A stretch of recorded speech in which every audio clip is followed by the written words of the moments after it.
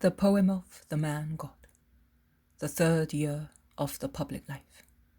Chapter 455. Preaching at Aphek. 15th of July, 1946. Jesus is speaking to the people of Aphek from the doorstep of Sarah's warehouse, and he is addressing a mixed crowd, which is more curious than attentive, and in which the Jews are not as numerous as the other people, mainly merchants and pilgrims who are passing through, some going towards the lake, some ready to go down to the Jericho ford, some coming from eastern towns on their way to coastal towns. At present it is not really a speech, but replies of Jesus to this man and that one, dialogue to which everybody listens, although with different feelings, clearly shown by their countenances and by their words, which make me understand who they are and where they are going. The dialogue at times changes in tone and interlocutors, because while Jesus is left aside, it becomes a debate among the people present for reasons of race and difference of opinions. Thus an old man of Joppa quarrels with a merchant from Sidon, as the latter defends the master against the disbelief of the Jews, who will not admit that Jesus is the one expected by nations.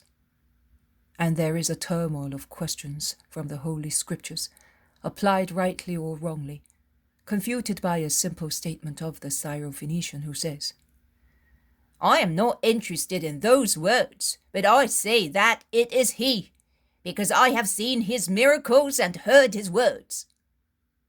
The dispute expands, as other people take part in it, and those against Christ shout, "Beelzebub helps him! The holy man of God is not like that! He is a king! He is not a false rabbi and a beggar!" Whilst those who are of the same opinion as the man from Sidon reply, "Wise people are poor because they are honest. Philosophers are not clad in gold and arrogance like your false rabbis and priests." And one gathers that they say so because they are not Jews, but Gentiles from various countries, who are by chance in Palestine or naturalized there, but still pagan-minded. "Impious people! You are impious, because you do not even perceive the divinity of his thought," replies some. "You do not deserve to have him, but by Jove, we condemned Socrates and we suffered the consequences of that. I say, mind what you do. Be careful lest you should be struck by the gods, as we were several times," shouts one, certainly a Greek. "Ah, Gentiles, defending the king of Israel! And some Samaritans, and we are proud of being so, because we would look after the rabbi better than you do, if he came to Samaria. But you, who have built the temple, it is beautiful, but it is a sepulchre full of rottenness, even if you have covered it with gold and valuable marbles," shouts from the end of the crowds a tall personage dressed in linen, with flounces and embroidery work, with sashes round his waist, ribbons, bracelets. "Ah, Samaritan!" And they seem to be saying, "The devil," so loud, the intolerant, horrified Jews shout, stepping aside as if the man were a leper. And running away, they shout to Jesus, "Drive him away! He is impure!" But Jesus does not drive anybody away. He tries to impose order in silence, with the help of the apostles, without much success. Thus, to put an end to disputes, he begins his sermon. "When the people of God, after Miriam's death at Kadesh, rebelled in the desert because of lack of water and shouted against Moses, their savior and leader from the land of sin to the promised land, as if he were their mad destroyer, and they inveighed against Aaron as a useless priest, Moses entered the tabernacle with his brother, and they spoke to the Lord, requesting a miracle to stop the complaining of the people. And the Lord, although he is not obliged to yield to every request, particularly if the request is a violent one, coming from spirits who have lost holy trust in the Father's providence, spoke to Moses and Aaron. He could have spoken to Moses only, because Aaron, although high priest, one day had forfeited God's favor by adoring the idol. But God wanted to try him again and give him the opportunity to increase in grace in his eyes. And he ordered them to take Aaron's branch, which had been deposited in the tabernacle after it had bloomed in open flowers and leaves, which later turned into almonds, and to go with it and speak to the rock, as the rock would give water for men and animals. And Moses with Aaron did what the Lord commanded. But both of them did not believe in the Lord completely. And the one who believed less was the high priest of Israel, Aaron. The rock, struck by the branch, split and poured out so much water as to quench the thirst of people and animals. And that water was called the water of contradiction, because the Israelites contended there with the Lord and censured his actions and orders, and they were not all equally loyal. On the contrary, it was the very high priest who gave rise to doubt about the truth of God's divine words. And Aaron was removed from the living and was not allowed to reach the promised land. Also now, the people rebel against the Lord, saying, "You have brought us here to die, both as people and as individuals, under the rule of oppressors."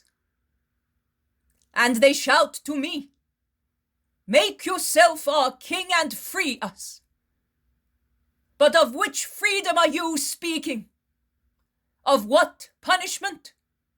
Of material ones. Oh, in material things there is neither salvation nor punishment. A much greater punishment and a much greater salvation is within your free will's reach. And you can make your choice.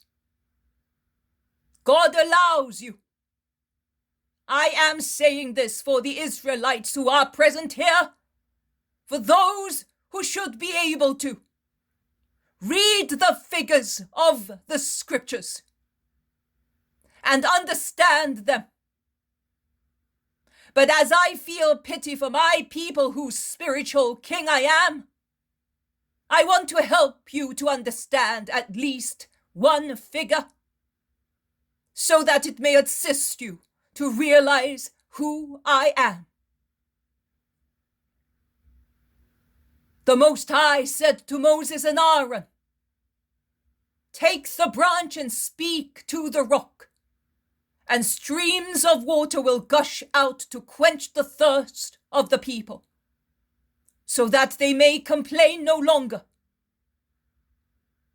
The Most High, to put an end to the complaint of his people, has said once again to the eternal priest, "Take the branch which germinated from the stock of Jesse, and a flower untouched by human filth will spring from it, and it will become a fruit, a sweet almond full of unction.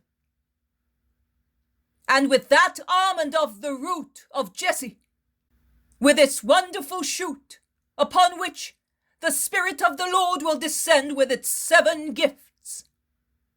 Strike the stone of Israel so that copious water may gush for its salvation. The priest of God is love himself. And love formed a body, making its shoot germinate from the root of Jesse, which no dirt had soiled. And it was the body of the Word incarnate, of the expected Messiah who had been sent to speak to the rock, so that it might split. That it might split its hard crust of pride and greed, and might receive the waters sent by God, the waters gushing from his Christ, the sweet oil of his love, and thus become malleable, kind, and holy, receiving in its heart the gift of the Most High to his people. But Israel does not want the living water in her bosom. She remains closed and hard, particularly in her great people, to whom the branch which bloomed and bore fruit speaks in vain, and whom it strikes uselessly.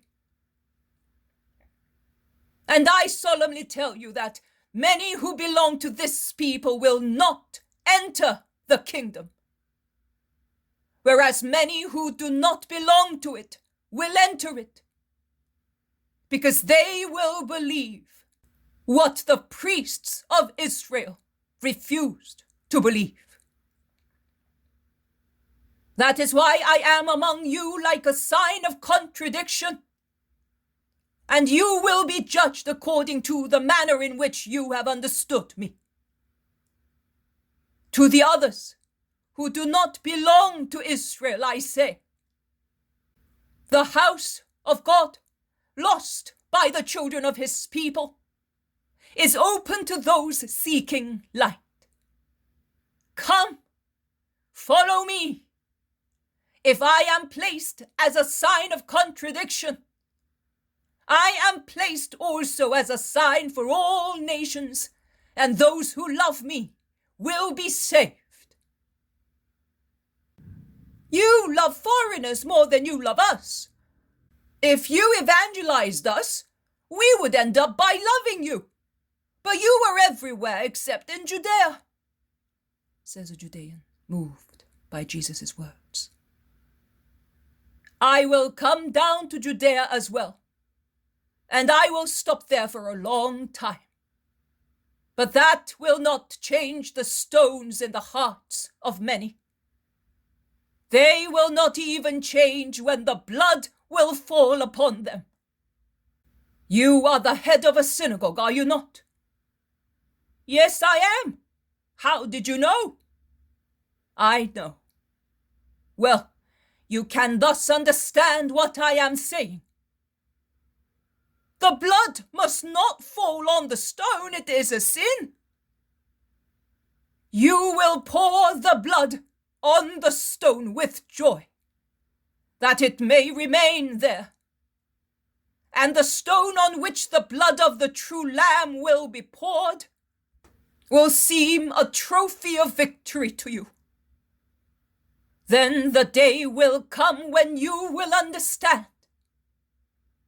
You will understand the real punishment, and which was the true salvation offered to you. Let us go. A man elbows his way forward. I am a Syro-Phoenician. Many of us believe in you, although they have never met you, and we have many sick people. Will you not come to us? No, I will not come to you. I have no time. But now, after the Sabbath, I will leave this place and I will go towards your borders. Whoever is in need of graces should wait at the border passes. I will tell my fellow countrymen, God be with you, master. Peace to you, man. Jesus takes leave of the widow. That is, he would like to take leave of her, but she kneels down and declares her decisions. I have decided to leave Samuel here. He is better than a servant, than as a believer, and I will come to Capernaum to be near you. I will be leaving Capernaum soon, and for good.